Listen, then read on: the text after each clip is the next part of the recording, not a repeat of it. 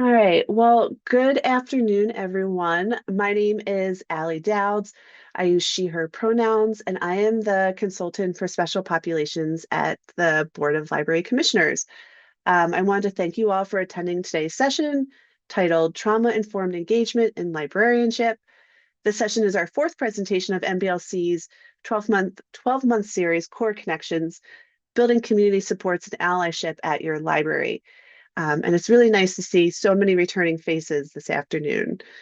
I want to acknowledge that there are lots of opportunities and interpretations when we talk about trauma-informed librarianship.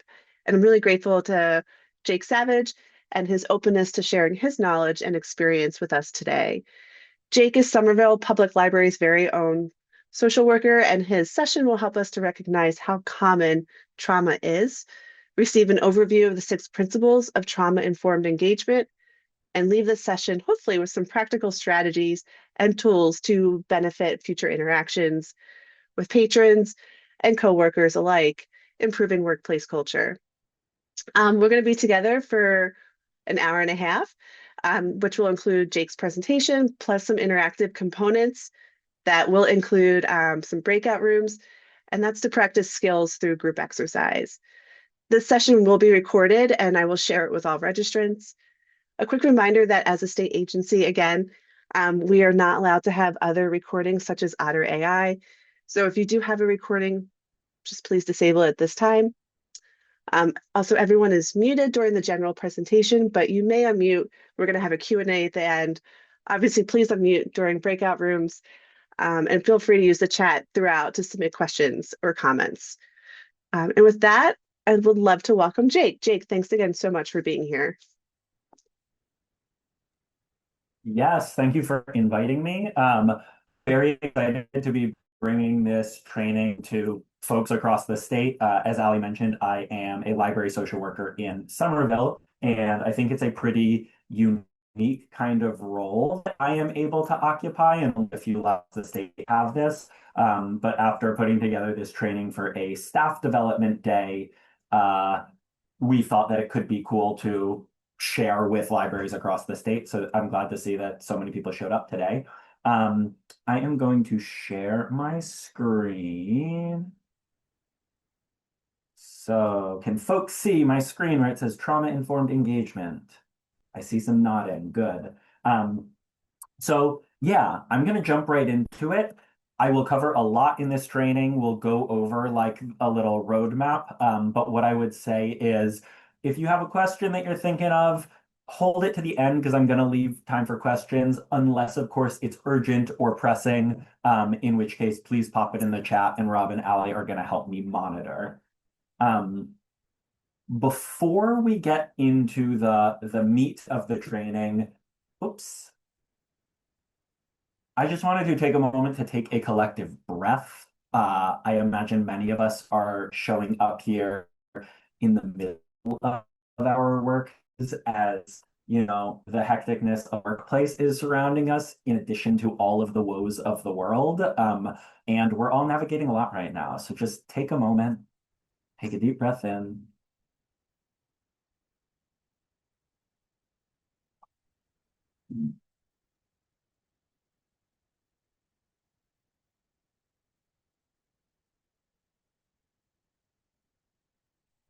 So this is just like a reminder and intention setting to like try to be present while we are here and have this time. I know that distractions abound. I'm certainly not going to be monitoring whatever anybody's doing. If you want to turn your camera off, do what you got to do.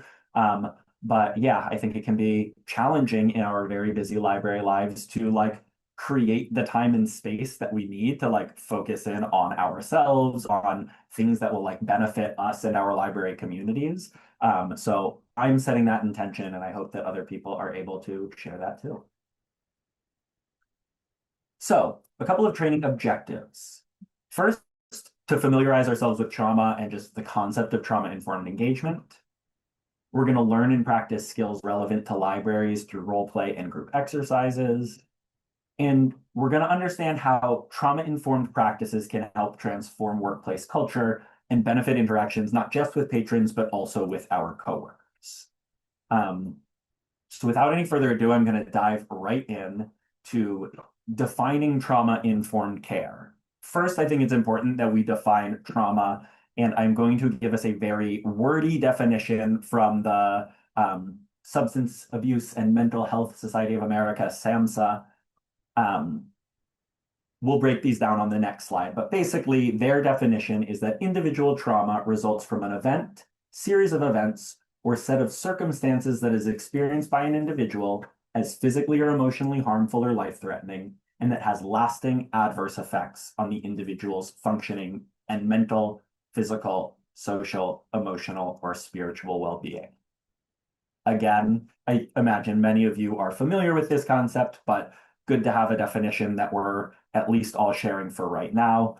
Same thing with trauma-informed care, where SAMHSA defines that as a universal framework that any organization, which I emphasize because we might not think of ourselves in libraries as being typical trauma-informed organizations, but that any organization can implement to build a culture that acknowledges and anticipates that many people we serve or interact with have histories of trauma, and that the environment and interpersonal interactions with an organization can exacerbate the physical, mental, and behavioral manifestations of trauma.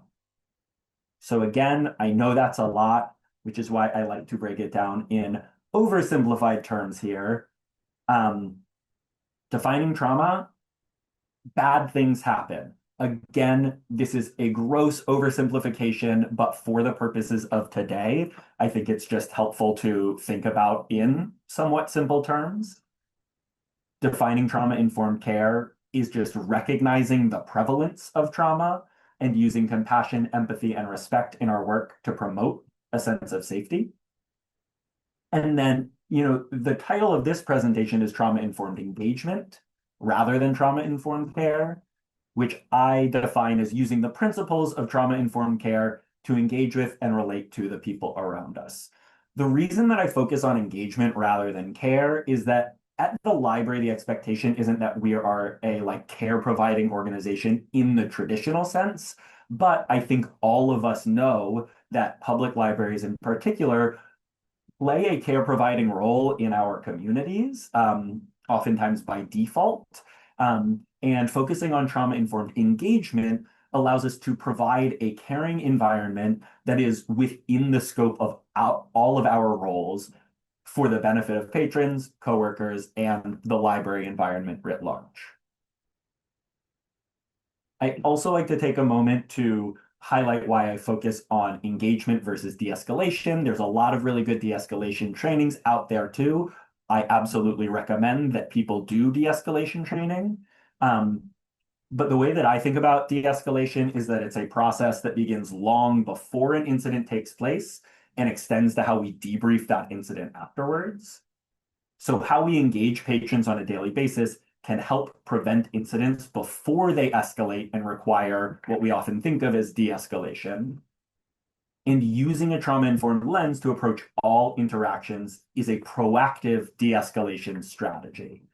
So one of the takeaways from today, I hope, will be that we think about engagement as like a proactive cultural shift and changes that we can make proactively that is part of the de-escalation process rather than just a reactive response. So we're going to get into the 6 principles of trauma-informed engagement. I did not come up with this framework. It was developed by the CDC, but is commonly used by a lot of organizations. And an important takeaway here is that the foundational values of relationships, empathy, and respect are essential to trauma-informed engagement and for public library staff. We'll go into the specifics of each of these principles in a moment, but I want everyone to take a moment and just consider for yourself. When I talk about trauma, when I talk about trauma-informed care, who comes to mind for you? So specifically in your library setting, when I mention some of these buzzwords, are you picturing specific people or patrons or remembering specific incidents or situations that have happened? So yeah, take a moment to think if something is coming up.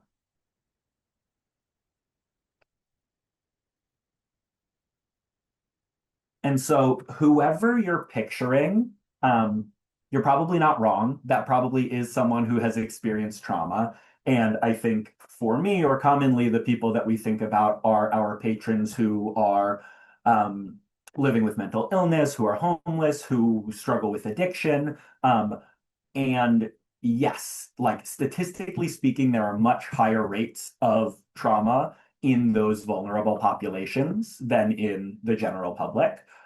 But all of us have experienced traumas, big or small, in our lifetimes. And we really can't know just by looking at someone whether the trauma that they have experienced in the past is something still impacting them today, still influencing their behavior today. And so a mindset that I like to step into in this work is that the best practice is to proceed in a trauma-informed way with everyone.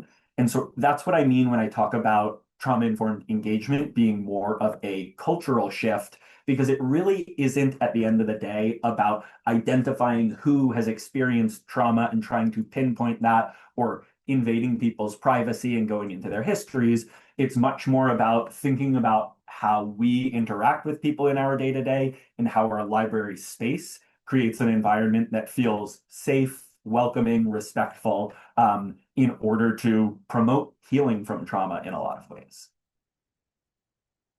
So to get into the principles, the first principle of trauma-informed care is safety. People are at their best when they feel safe. And if they don't feel safe, that oftentimes activates the fight, flight, or freeze response in the amygdala.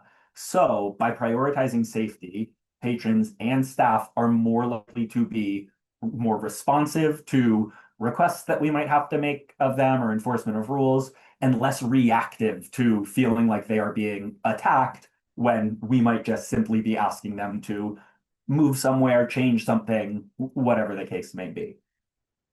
Now, there's a lot of different types of safety. Physical, I think, is the one that we think of primarily. The body is not in harm's way.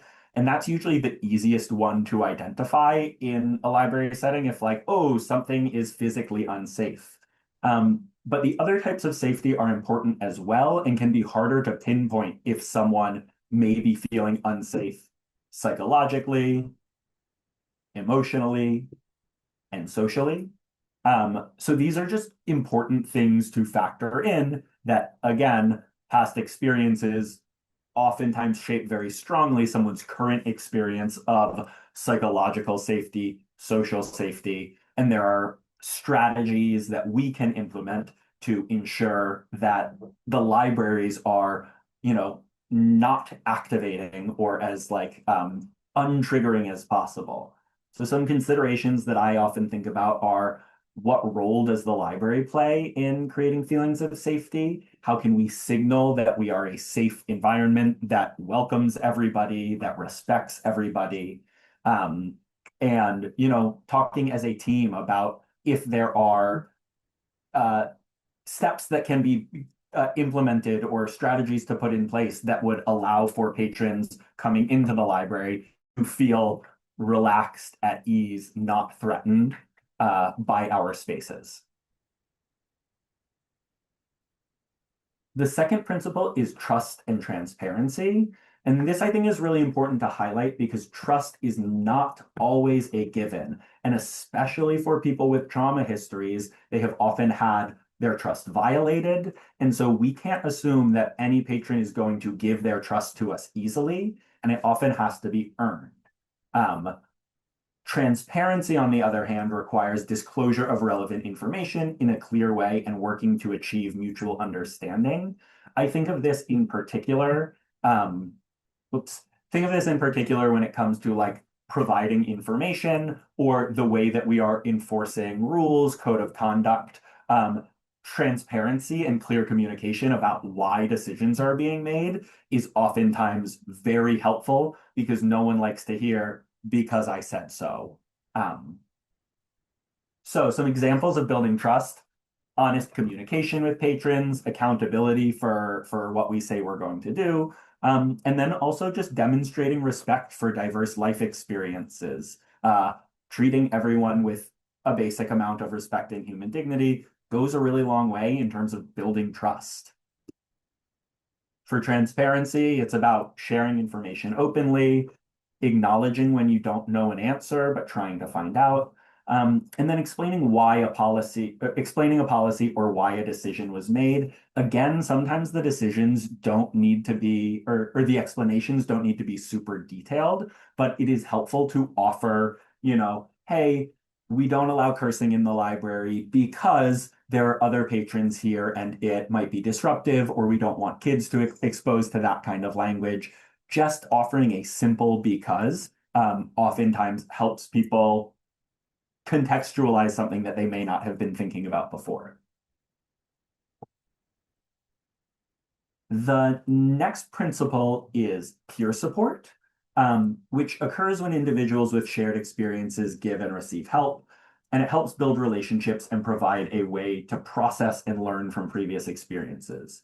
And so we might think it feels a bit less relevant in our professional capacity in the library to be offering that peer support, but I would argue that the library as a space is one in which peer support is happening all the time as the sort of de facto community centers that we are.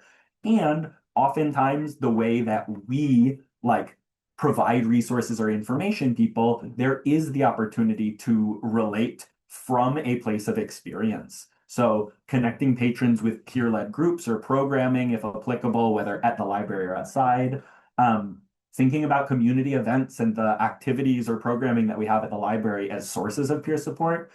And then again, potentially sharing personal experiences if comfortable doing so and if it feels professionally appropriate.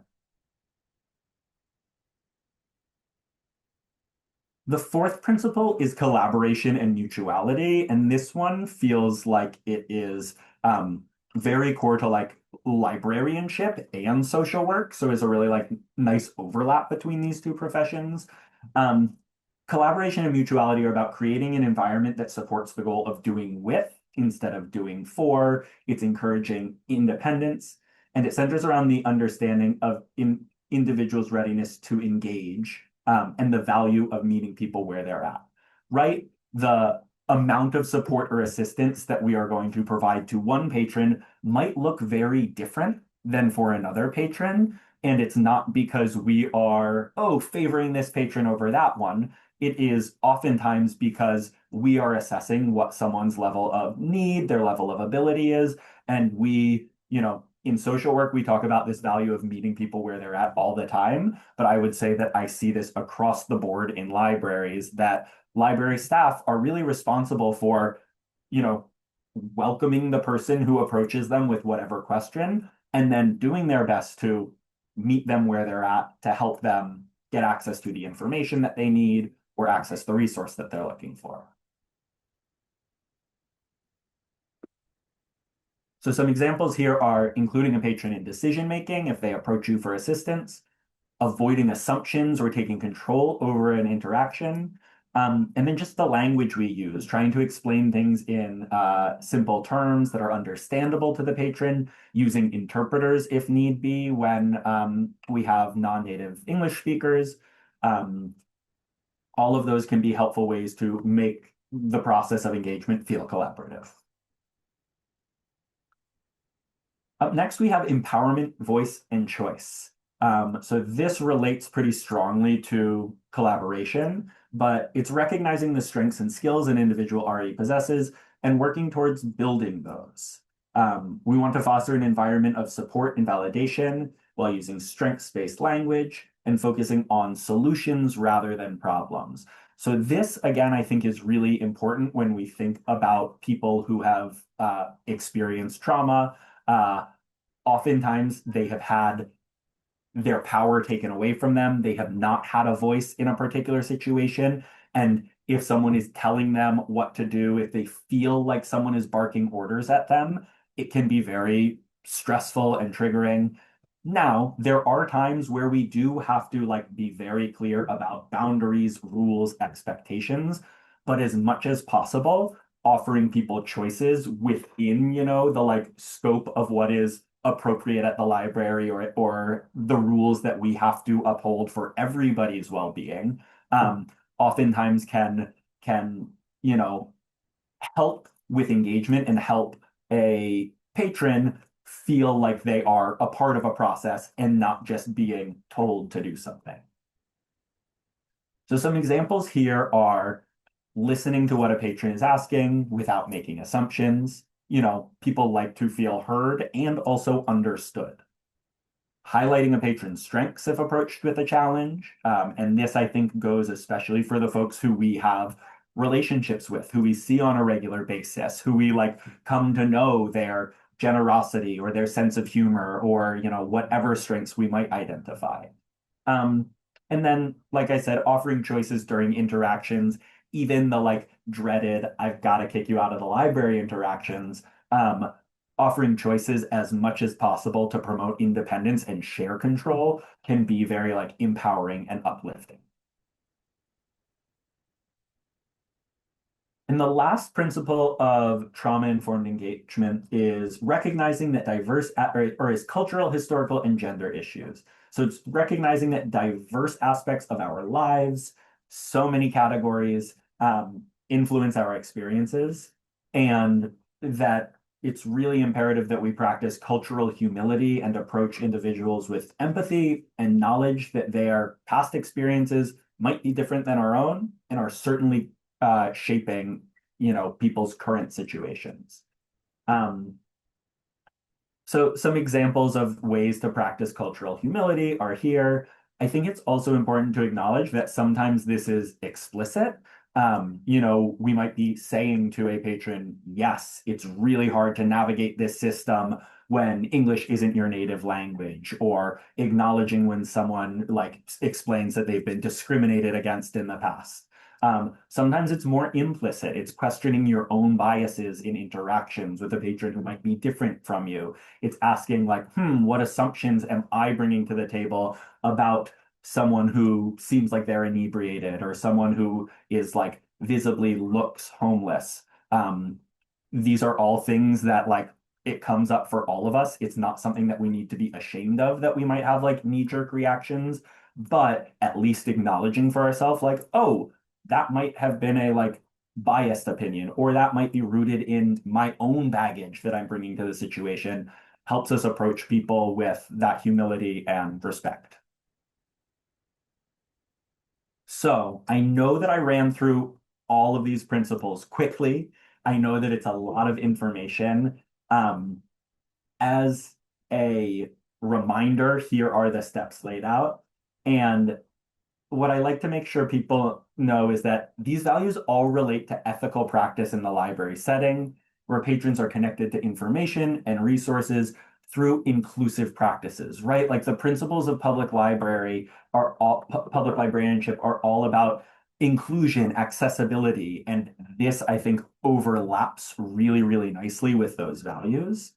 And I like to repeat that the foundational values of relationships, empathy, and respect are essential for us for building trust with patrons and to be able to deliver effective support. So, going to take a moment to let some of this sink in. And then we're going to do a little breakout room activity. Actually, first I'm going to tell everyone a story, and then it's going to lead into a breakout room. The story is about a patron named Ginger. The last time I did this, we were in person at Somerville Public Library. I had this can of ginger ale. I passed it around to everyone in the room. It was fun and interactive. This is my first attempt doing this on Zoom, so I'm going to try to still make it interactive. So what I would like y'all to do is listen to the story about a library patron named Ginger. Every time a stressor occurs, some stressful event, if you can use like a Zoom reaction, I don't know, it can be a heart, a thumbs up, a thumbs down, a applause, whatever. Or if you can just like type some exclamation points in the chat. I basically want there to be like chaos on our screens for every time that there's a stressor so that I notice and I can give this can a shake. So does that sound good? Thumbs up if you understand the instructions. All right, I see a celebration emoji, a thumbs up. So let's go. And I'm going to do my best to keep track and get shaking. So, Ginger is having a bad day. Her bad day actually started last night when she couldn't get much sleep at the homeless shelter she stays at. The room was noisy with people snoring and shuffling around, and she couldn't sleep in late because the lights come on at the shelter at 6 a.m. and folks have to be up and out by 8 a.m. While eating breakfast, a fight broke out at her table and someone spilled their coffee on her. Ginger didn't have a clean pair of pants to change into, so she decided to just go about her day smelling like coffee. She packed up her stuff and discovered that someone must have stolen her umbrella because it's nowhere to be found. With mounting frustration, she shouldered the heavy backpack that she has to carry around every day, containing all of her possessions, and sets out in the rain. By the time she reaches the T, Ginger's raincoat is soaked and she is wet and cold. Someone grumbles at her to get out of the way as she's trying to find her T-pass. And then once she gets on the train, she can feel people shifting uncomfortably to avoid her. She gets off the train and attempts to buy something to eat at the grocery store, but her food stamps card is declined. She walks back to the covered bench where she often spends time during the day and sees that a man she knows appears to be passed out on the bench. She attempts to wake him up, and when he doesn't respond, she administers Narcan and calls 911. She waits with her friends until the EMT arrives and then decides she needs to get out of there and find an indoor space to rest. Ginger again tromps through the rain to the Somerville Public Library, where she comes in seeking shelter and warmth. She takes off her backpack and rain jacket, getting a table and the floor wet in the process. Another patron grumbles at her, "This is a library, not a locker room." And a few minutes later, that patron comes to the front desk, where I happen to be working.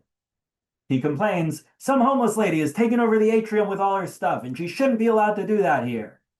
I go to the atrium to check in with Ginger and discover her sitting in a chair under a blanket with her eyes closed. So, given what we know about the accumulation of stressors over Ginger's day, give me a thumbs up if you think I should open this can right now. I see no thumbs up, so that is good. You passed the test. Yes, right. We do not know all that Ginger has experienced, and it is possible that the best of intentions and the kindest of approaches could be the thing that opens the can and sets her off and sets her over the edge. Now, we can dive into a little bit more detail about this activity and like what it represents, but I think it's helpful if we do a quick series of breakout rooms where y'all can just have small group discussion about the activity. So some questions to consider here are, what stood out to you in the activity? What did you notice about the accumulation of stressors? Again, I want to remind people that these stressors are not necessarily like capital T traumatic events, but it's the accumulation of stressors that can be traumatic. And I want y'all to consider, how might this exercise look different for someone actively coping with a trauma history versus someone who maybe has not experienced more intense or significant trauma. And then, yeah, just like with all of the information that you know now, how might you check in with Ginger? What might be a way that you would approach? What might you say to her or say to the other patrons there? So Allie, can we send people off into breakout rooms for about 5 minutes? Yes, we can do that. I am actually adding the questions into the chat, just so everyone should be able to have access to those. Um, we're going to put you in breakout rooms with like four. People always leave when we start to do breakout rooms. So we have like 33 people. So breakout rooms will have about 4 to 5 people in them. So let me set those up. And don't leave just because of the Don't. breakout rooms. I would love you. I would love if you can share what you just brought up with me, because I think that's like one of the key considerations here. Oh, okay. Yeah, I wasn't actually the person who brought this issue up originally, but we were talking about it might, when we're encountering her, we don't really know what kind of day that she's had. And so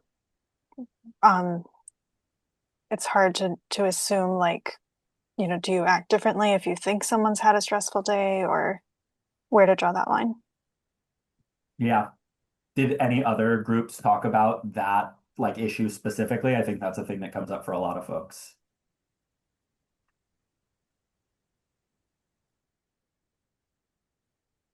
Um, I think that the takeaway there is that you're absolutely right. We don't know what kind of day she's had. We don't know what kind of week she's had. We don't know what kind of life she has had.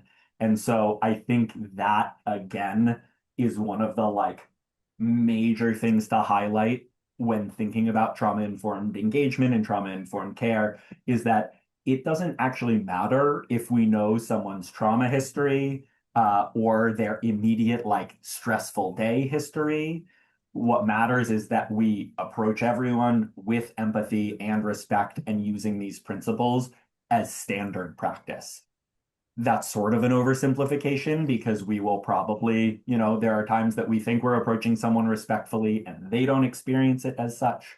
Or there are times where, oh, we recognize that someone is really struggling and we are just like much more thoughtful and less sort of like automatic about how we might approach them. But I think reminding ourselves that we don't know what has happened in the lives of the people that we are working with in our day to day is just a good reminder to be thoughtful, be respectful, be humble in all of our interactions. Anyone else want to share something out from their group discussion that feels important to highlight?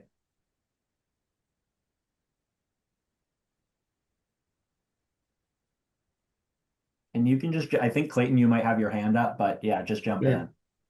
So we talked about just the kind of the trust that we often have as librarians. We talked about that challenging, like we often, when you're talking to staff, talk about the importance of leaving things at home and how to like transition into being in a work environment, but that's not always possible. And how people coming to us definitely don't have that divide and aren't leaving things at home. They bring that right with them into the space. And because we have their trust, that's a real that's something we can really use to our advantage. If as long as we work to preserve that trust and just be kind and recognize people as people and realize that we all have bad days and we can relate as people with each other. Managing everything that we have that comes to us before we come to the desk can be challenging. But Yeah. yeah. Yeah, absolutely. I mean, I think one of the beauties of public library staff is the depth of relationships and the amount of trust that we build with community members over time. And it's certainly like a beautiful thing for me as a relative newcomer coming into this library to see the extent to which some of our regular patrons and our regular library staff just like go way back and have memories and have histories. So yes, absolutely. And then when it comes to our own experiences and what we've got going on in our lives and at home, we're not just robots. We can't just completely turn it off as much as we'd like to. So absolutely, the like last portion of the presentation today will focus a little bit more on like ourselves and like interacting with coworkers and library staff. Anyone else want to share one final thought where we move into before we move into engagement strategies? I just wanted to share an expression that a fellow librarian often uses as the library as a soft place to land. She's a children's librarian in particular. I think she's often, serving families who are stressed. Just just the process of getting to the library, let alone anything else that's going on for them. And so I always try to think of that, like how can we just make this in my interaction with folks like as soft, so to speak, as possible, so that they can be what and do what they need to do. Yeah, absolutely.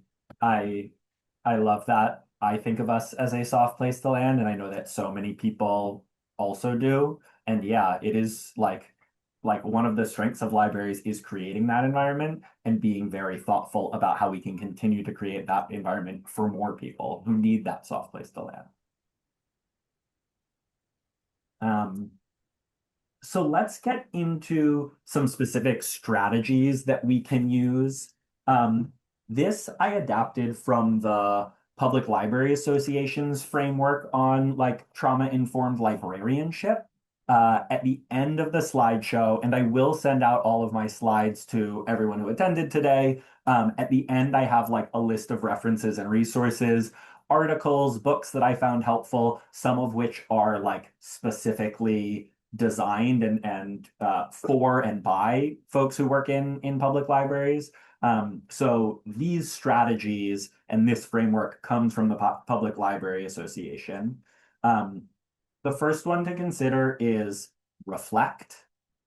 We want to reflect on what someone might have experienced before they came here. Again, we might not know, but taking a moment and thinking sort of benefits us before we take action. Considering cultural and historical issues that might be impacting someone's experiences or relationship to the library. Do they perceive the library as a stodgy institution that only like learned people with money can go to? Or do they view it more as a community center, a supportive space? And then again, reflecting on our own biases that we might be bringing into an interaction or a situation is important. So some questions in this reflect phase that I think we can ask ourselves are asking, what has this person been through? Or what might they have been through? What biases might I have that I'm bringing to the interaction? How do those biases show up in my work here at the library? And then also thinking about like institutional biases, again, like what the institution of the library represents, or like the history in your specific community. And then how has the library system responded to different communities historically and currently? Have you had policies in the past that like ban bags and, you know, unintentionally or intentionally target homeless folks who don't have a place to store their stuff? Or are there policies that may be experienced as being discriminatory for some reason?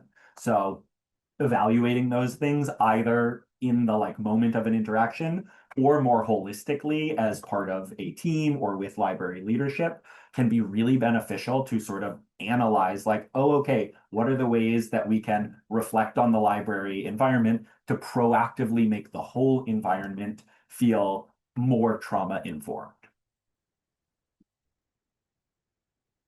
A really important one, and I think this like ties into what Clayton was sharing after the last activity, is connecting and the power of connection, because I think that that is one of librarians' superpowers, is the ways that y'all are able to connect with the community in really meaningful ways.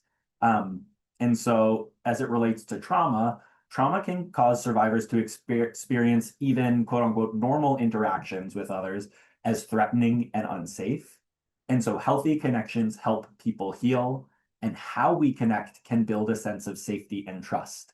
Again, I recognize that most of y'all did not get into this line of work to be, you know, care providers or healers in a typical sense, but I sort of like to make sure that everyone I know who works in a public library setting recognizes the sort of like underlying therapeutic value of the ways that you connect to the people who are coming in here day after day, regardless of what they have experienced. So like, even if it was not your choice to be a healer, do give yourselves credit for how some of the like basic, simple ways that you relate to the people come in can be experienced as healing. And so some questions that I think about here are, how do we welcome patrons? When do we introduce ourselves? When do we get people's names? How do we explain like what our role might be at the library? What information do we provide to patrons about our services so that they are informed? Again, there are some like interesting questions here with like the values of librarianship and sort of patrons' right to privacy and self-determination. And so I think it's important to consider that when we're thinking about how we connect.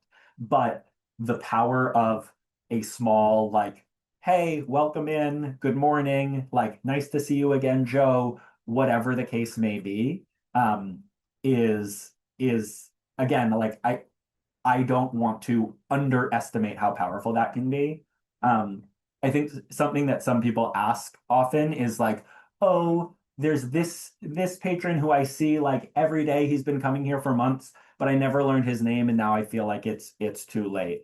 I often encourage people to say, like, if you feel like you missed the window for an introduction, to just say, oh my gosh, I see you all the time and I just realized I don't even know your name.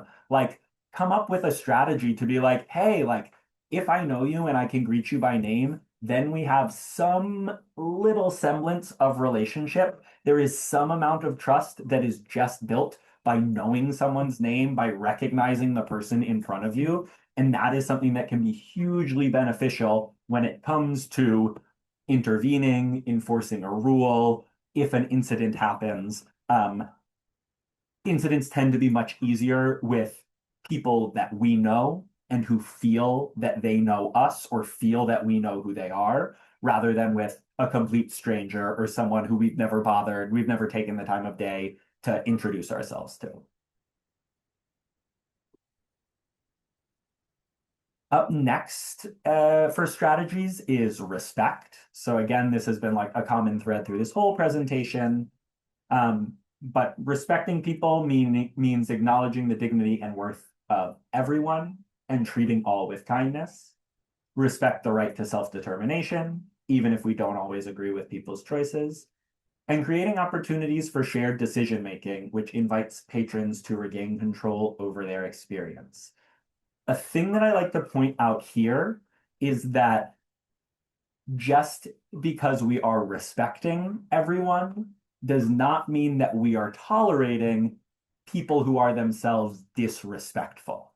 Disrespectful behavior in general is usually not tolerated at the library. Again, if someone's just being a little bit rude, it's annoying. If someone is verbally harassing staff or another patron, it's a problem and one that needs to be addressed. So in thinking about how we are being respectful of people, that doesn't mean that we are not enforcing rules and sort of taking our behavior policies or code of conduct seriously. It means that we are sort of like holistically thinking about how is this a respectful environment for everyone here, for patrons and staff alike?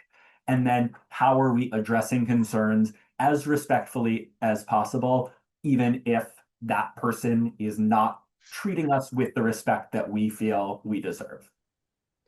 Hey, Jake, we have a question in the chat. Yep. So they were just asking if you could give an example of shared decision making. Yes. So shared decision making, I think it comes back to the like value or the principle of like offering people choices. And so I think in like examples where there are times where it's like we feel like we don't really have a decision to give people. They're like cursing at the library and we need to kick them out because they're being disruptive. Sometimes it is offering them the choice like, hey, like this language isn't appropriate for this setting. Like you can either, refrain from using that language and like use the space quietly, or we're gonna have to ask you to leave for the day. Giving them that choice, even if it's like, it doesn't feel like a choice between two good options, but something simple like that, again, then makes it clear when they say something offensive a moment later and we say, okay, I'm so sorry, like we offered you the choice. It seems like today's maybe not a good day for you to continue using this space. We're gonna have to ask you to leave and you can come back tomorrow. So that's sort of like an extreme example or an example that is in the context of like an incident that might lead someone to get barred from the library for a day or for a period of time. But other examples I think could include just like, talking to someone about like, hey, it feels like that behavior is a little bit disruptive here because you're like right next to the children's room while story time is going on. But we have space downstairs. We also have an outdoor area. There's an atrium. Like we want you to be able to use the library. Would you prefer to use one of those other spaces? Same thing with like, technology use or talking on phones or eating food, like, are there choices that someone has about where they can do or engage in certain activities that might be like disruptive here, but perfectly okay over there? And so some questions to ask ourselves when thinking about this strategy is, how do we respect individual experience in the library? How are we promoting collaboration and like shared decision making? And then what feedback and participation does the library elicit from patrons in general? So this is sort of zooming out from the like micro interpersonal interactions to more macro things of, do our patrons feel like they have a voice in what our policies are and how space can be used? It's not always practical or feasible, but getting feedback from patrons about their experiences really can guide us in terms of like potentially simple things that can make the library environment feel more welcoming and respectful.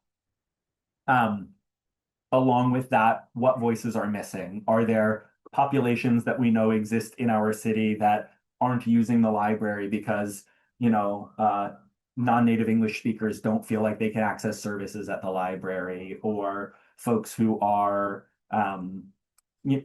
there are a bunch of different examples, but including voices that either have historically been included or populations that we just don't see can be really helpful to think about how we're making the library inclusive and respectful space for all.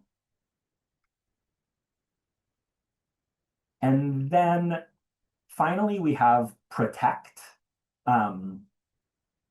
Protecting is about promoting safety at the library for both patrons and staff. And again, safety can change depending on a person's individual experience of safety and the context. Like we pointed out before with the principles of trauma-informed engagement, it's often easier to identify physical safety versus psychological or emotional safety. But some questions to consider here are, what trigger or stimulus might be contributing to a patron feeling unsafe? Are there basic needs that may not be being met, right? Like if you offer someone a glass of water, a snack, I have a bunch of fruit snacks in my office that for me as the social worker are like my number one engagement tool. I recognize that maybe everyone can't have fruit snacks on hand at all times. But yeah, are there basic things that, is someone just hangry because they haven't eaten a meal in a few hours? And then, yeah, thinking about physical safety, do people feel like their backs are turned and they can't see if other people are approaching? Do they feel like they have like privacy to be, using a computer or reading a book without being disrupted? How can we promote psychological safety? Again, the like feeling of being respected and like one won't be like ridiculed or shamed. And then at the more macro level, thinking about sort of like emergency protocols. What do we do in case of this emergency versus that emergency? What are the protocols? And making sure that staff have a clear understanding of that. Because again, safety is not just about, does the patron that I'm working with feel safe? It's, do staff feel safe in working with patrons? And I know that oftentimes the answer is no. And a lot of staff members have experienced incidents of violence or incidents of harassment. And so thinking at a higher, like more administrative level about promoting safety and a sense of safety among staff and having very clear emergency policies can really be beneficial in that regard. And then the last one, which I think focuses more on, intervening with people in the moment, is how can we sort of redirect people from inappropriate or undesired behavior to something that is in line with what is acceptable at the library? So again, it's about setting clear expectations and offering choices whenever possible, promoting self-determination by inviting patrons to make decisions about services or a resolution. Oftentimes talking to someone about like, hey, do you understand why this decision is being made? Does that feel fair? Oftentimes people are able to recognize, yes, like now that you have explained it, I get it. Not always. There are times where someone is going to argue and call you a liar, and this isn't universal. But at least inviting them in and trying to make the process collaborative can be very helpful. Questions to ask ourselves here are, how can I support a patron's decision making? Does the library tell people what they must do, and how can we offer them choices instead? And what opportunities for skill building exist for skill building and confidence? So the last thing I want to highlight when talking about trauma-informed engagement strategies is Ryan Dowd's pennies in a cup theory, which a lot of you may have attended some of Ryan Dowd's like virtual trainings. I think this is a helpful one to think about. If you're not familiar with it, I highly recommend that everyone take a look at his trainings, because he has a lot of very sort of like detailed trainings on specific library challenges that we might face in public libraries, and really good sort of guidance on de-escalation, also trauma-informed engagement. The theory basically is that we're imagining that you're imagining you're going through your workday with a cup of pennies. You earn 1 penny every time you do something nice for a person. Something nice can be as simple as greeting them, introducing yourself, calling them by their name, helping them out with a small task, saying good morning. And then you lose 5 pennies every time you are rude to someone. So again, I would hope that none of us are intentionally rude to people, but we can snap, things can come out.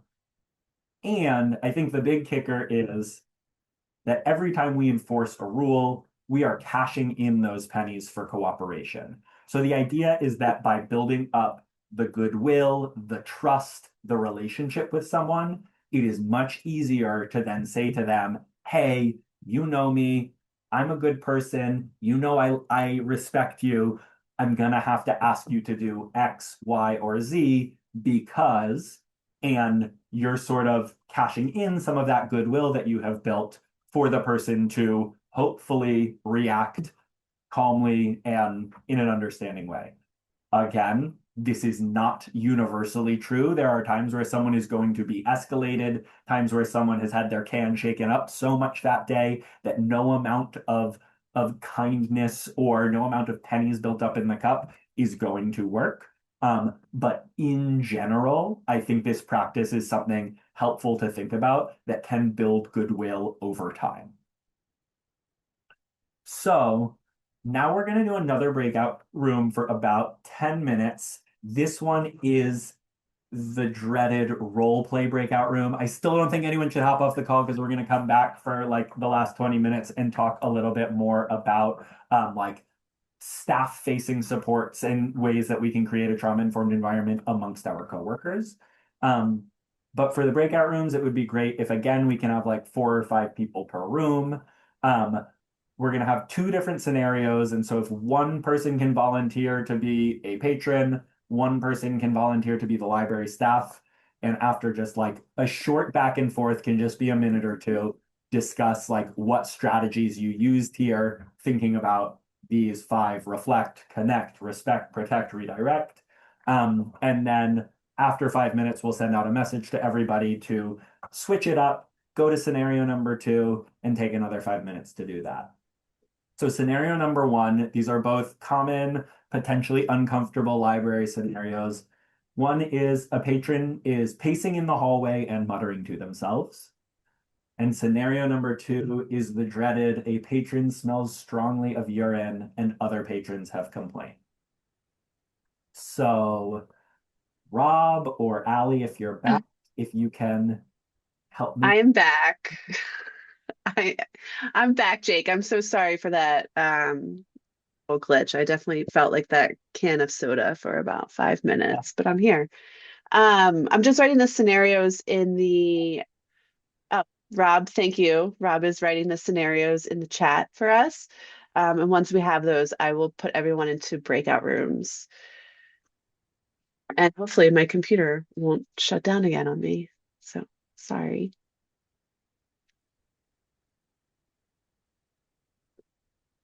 I apologize. I lost the scenarios when Jake. Oh, I'm so got sorry. through. That's okay. I will type that up.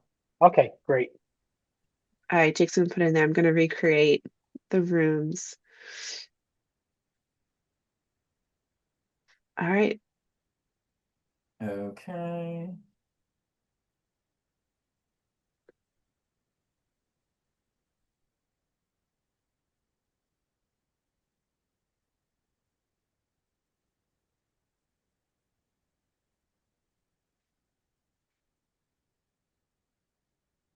Oh, welcome back, everyone. All right. Welcome back. I just pointed out to, oops. Now I've got to start my slideshow again. Just pointed out to Ali and Rob that my time management, and I am always a little overzealous in how much I think I can squeeze in. But real quick, because I do want to get through all the material, does anyone want to share, a little bit of what they talked about in their working group or in their breakout room? I would. We found that the second question was much more interesting than the first. Okay. And we decided that for the second one, we probably needed a social worker. So we decided we would ask Jake what he would do in that situation. Yeah.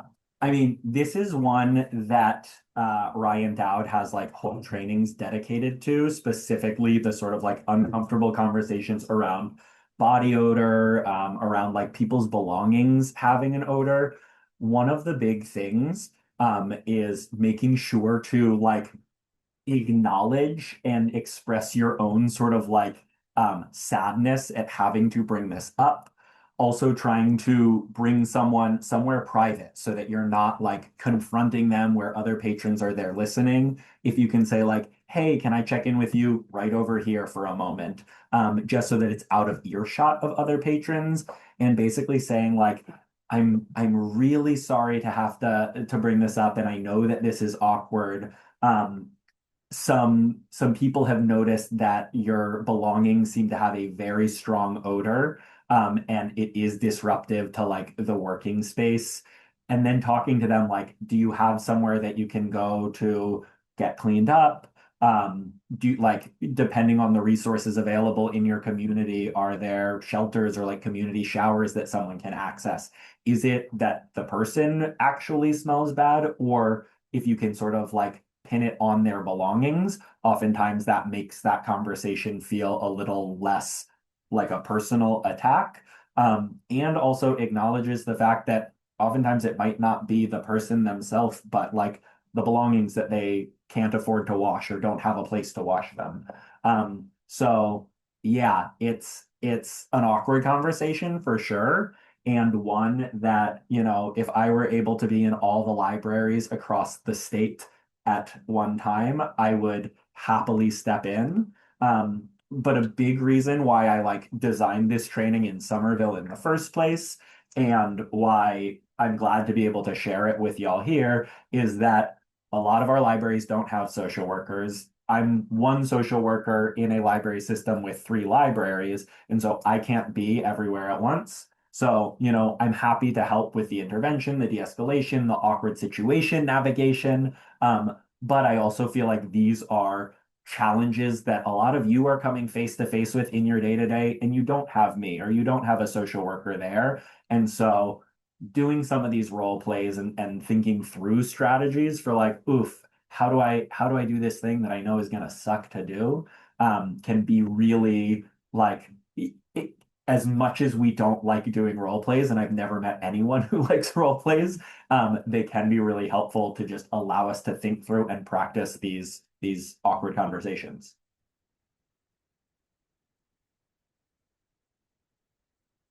Does one more person or group want to share something out before we transition into the last section of the presentation?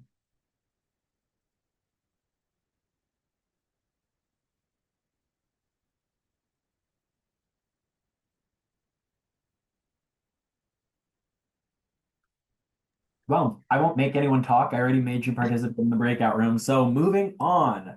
Jake, can I actually ask a quick question about body odor? because this has come up, and I know some libraries actually have it written in like their rules and procedure. And I'm just curious, your thoughts on that.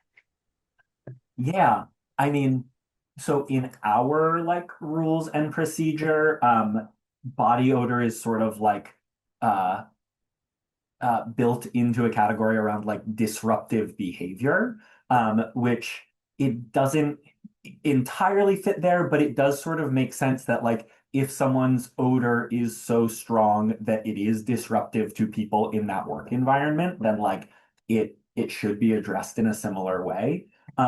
In general, I think the clearer that our policies can be, the easier it is to then point to the policy. And especially when we are having to diffuse an incident or navigate one of these awkward conversations, pointing to the policy as the bad guy can often shift some of the like resentment or animosity that someone feels from us to the bad guy, or to the policy. So yes, being able to say, you know, I'm so sorry to have to be the one to point this out, but like within our policy, it states that if someone's belongings have an odor that is overwhelming or no like disruptive to other people, if people feel that they're not able to work in that like in close space or proximity to that, like we do have to ask people to leave for the day and come back either if they've been able to clean their belongings or if they can find a place to store them for the day. Again, it's not always like easy conversation to have or one that people are like immediately receptive to. But yes, pointing at a policy helps people maybe feel like, okay, like this is the reason, this is someone doing their job rather than targeting me. And there was one question in the chat regarding scenario number one, and the person just asked, is intervention appropriate at that point if they aren't harming themselves or others?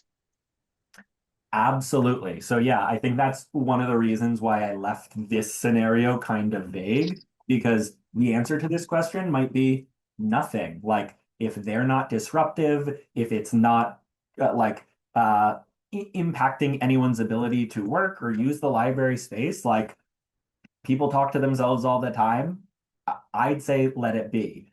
If the content of what they're saying is concerning, if other patrons are concerned, like then it gets into territory of like, okay, maybe I do have to intervene. And again, that sort of comes back to like library policies around disruptive behavior, because what's disruptive in one context might not be disruptive in another. If a patron is pacing in the like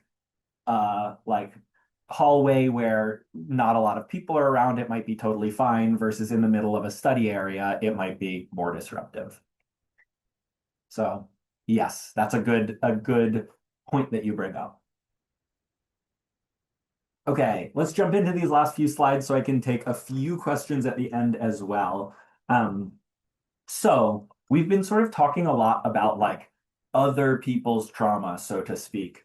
But I think it's really important to highlight the impact of trauma in libraries or vicarious trauma. So many of you are probably familiar with the Urban Libraries Unite Trauma study that happened in 2022.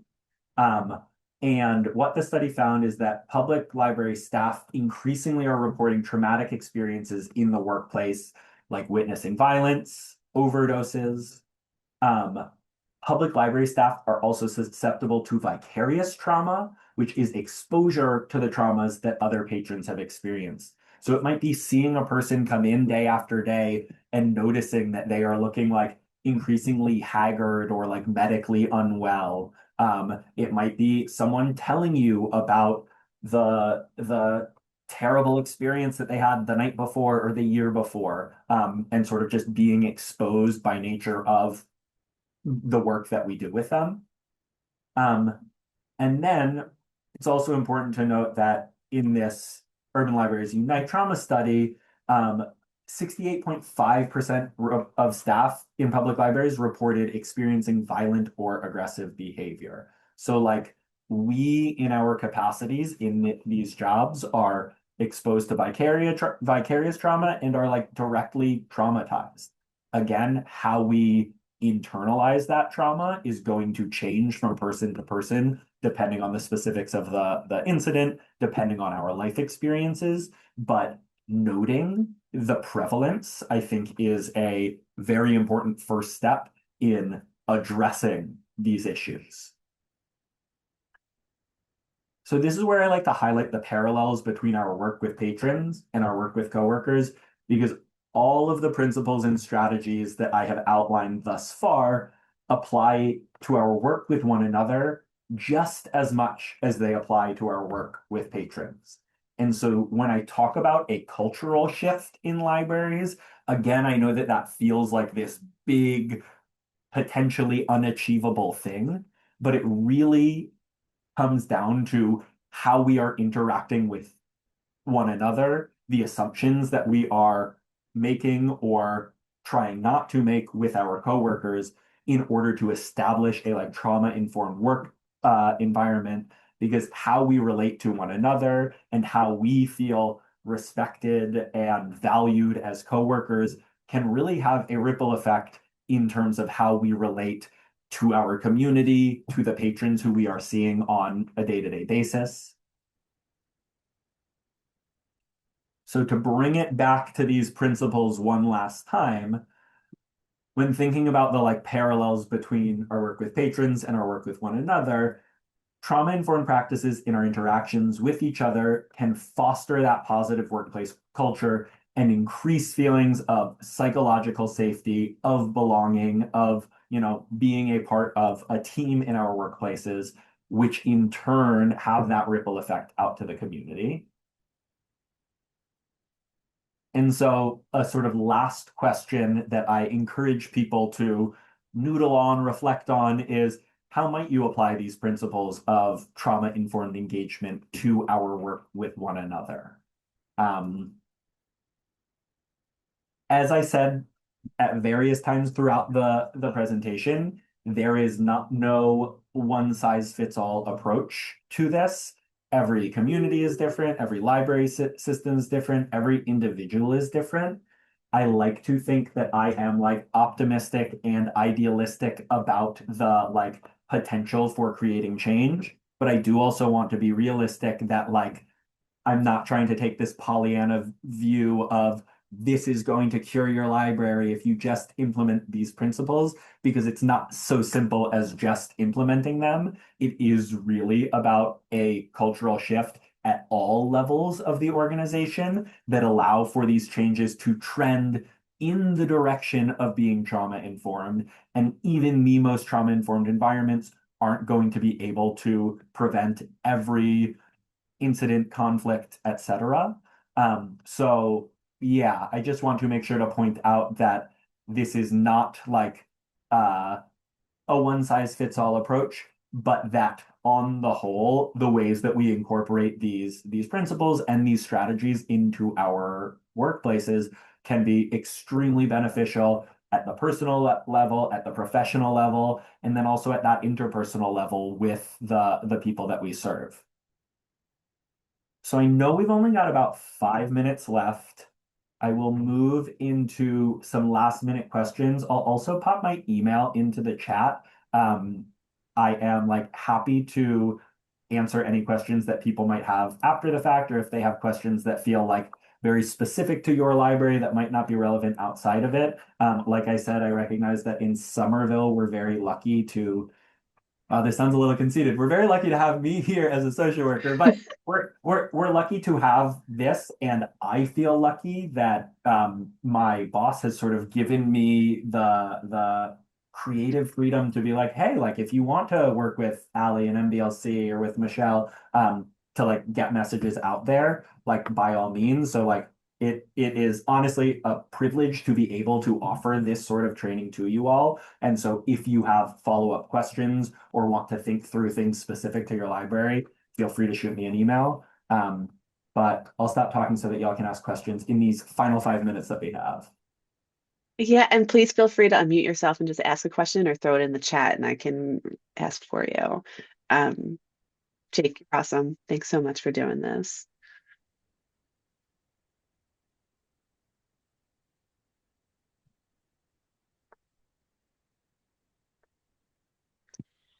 Yeah, Lisa. I have a question. Do you have a general rule of thumb in terms of, like, one of the things I struggle with is how punishment in general, but specifically like having somebody lose their library privileges for either the day or longer. Do you have a general rule of thumb or a progression that you typically will follow with somebody who's having repeat behavior issues?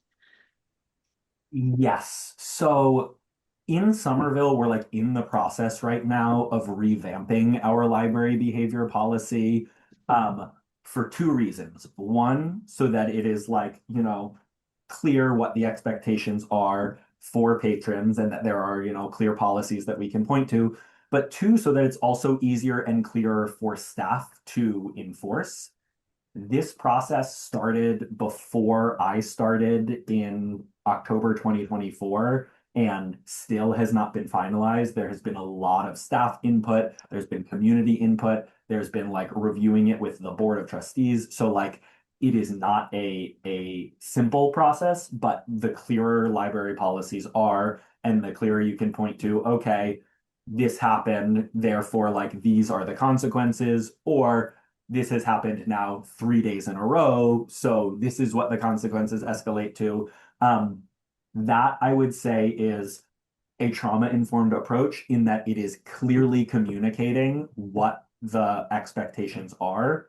And so I think people tend to react or like push back against policies and enforcement most if they feel like they're being unfairly implemented. So having a clear set of policies or guidelines to point to that is publicly available or that you can discuss with people is really helpful. I think the other thing that I'd say is we're also in the process right now of like thinking through some restorative practices and like what might it take to earn library privileges back if someone has been banned for like a month or longer. Because I think there are times where, yeah, someone's behavior for whatever reason may have been atrocious on a particular day, but they are willing and able to engage in a process of like reflection, discussion. And again, that's something that we're just developing now, but I'd be happy to talk sort of offline if that feels like something that would be relevant for your library. Yeah, Jake, I know we have just 1 minute left. And if people put things in the chat, I will copy and paste those and maybe send those to you, Jake, and then share them out with the group because I feel like we're getting a bunch of questions. But the next one is, do you ever meet with other social workers in other libraries in Massachusetts? I feel like it would be great for info sharing and collaboration. Yes. In fact, Ali and Michelle hosted a library social workers gathering in Worcester at Worcester Public Library a couple of months ago.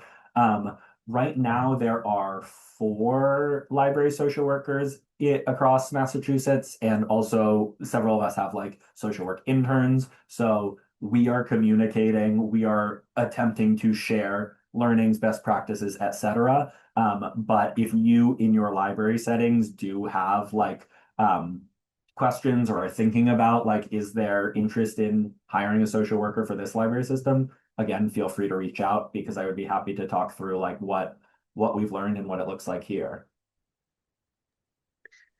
Jake, thanks so much. I will copy the other questions and I'll share them with Jake and then share those responses out when I put this recording together. And just really quick, thank you to everyone who was here. If you want to come to our next session in May, it's with the Department of Mental Health and it's going to focus on staff well-being and burnout. So I'm going to link to that event. It's a nice complement to everything Jake just shared today. So thank you and hope to see you at future sessions. And thanks, Jake, everyone. thank you. Sorry I didn't have quite enough time for all of the questions today, but yeah, I promise I'll get you responses. I'll send the slides to Ali to share with everyone. And then please, I'm an open book. I like to talk to people. I like to celebrate what I do. So yeah, please keep me in the loop if there's anything you need. Jake, thanks so much. I'm going to copy these. I'll shoot them over to you this afternoon. I'm going to just. Awesome. Thanks so much. All right. Thank you. Care. Bye.